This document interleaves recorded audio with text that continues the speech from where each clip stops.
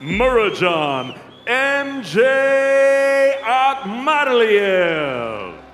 Ladies and gentlemen, here is Marlon Mirandi Nightmare Tapales.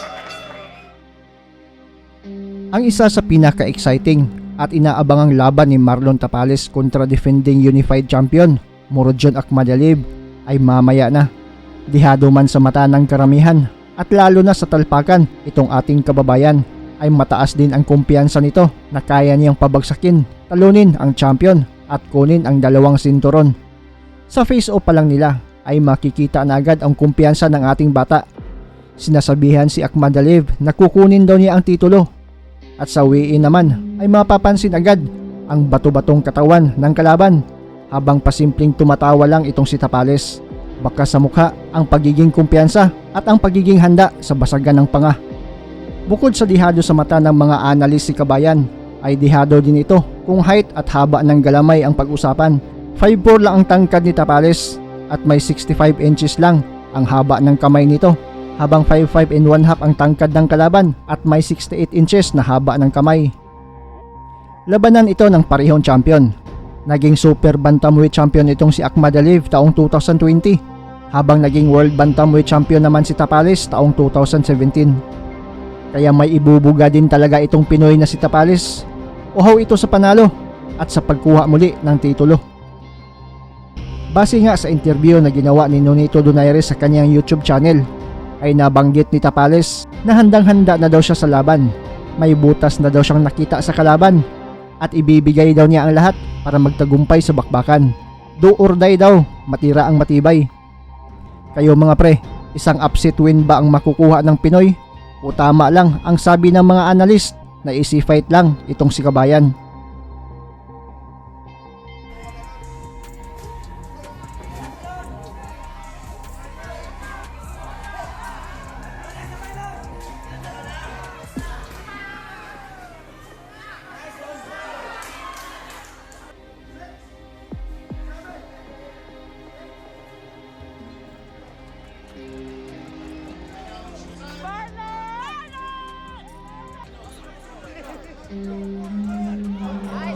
Magmadalin. Magmadalin, Marlon. Relax lang, Marlon. Ay.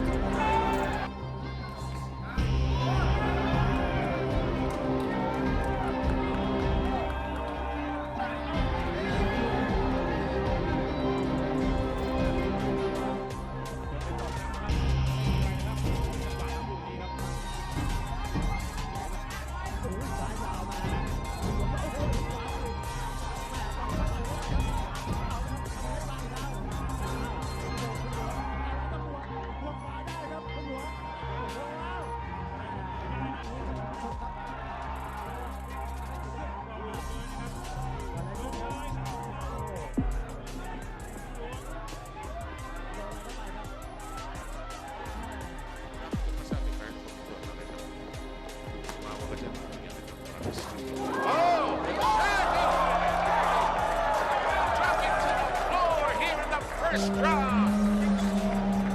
Boy, you need extra airtime? This is extra airtime with all these knockdowns. A solid connection Fight Gonzalez. I don't think he's standing up. This is there. Stop!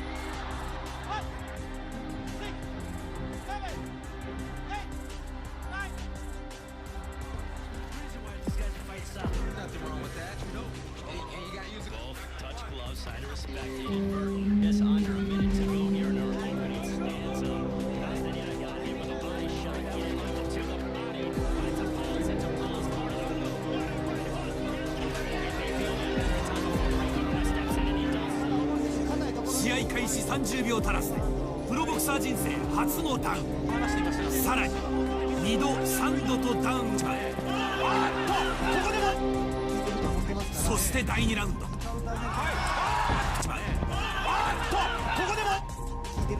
そして第2ラウンド、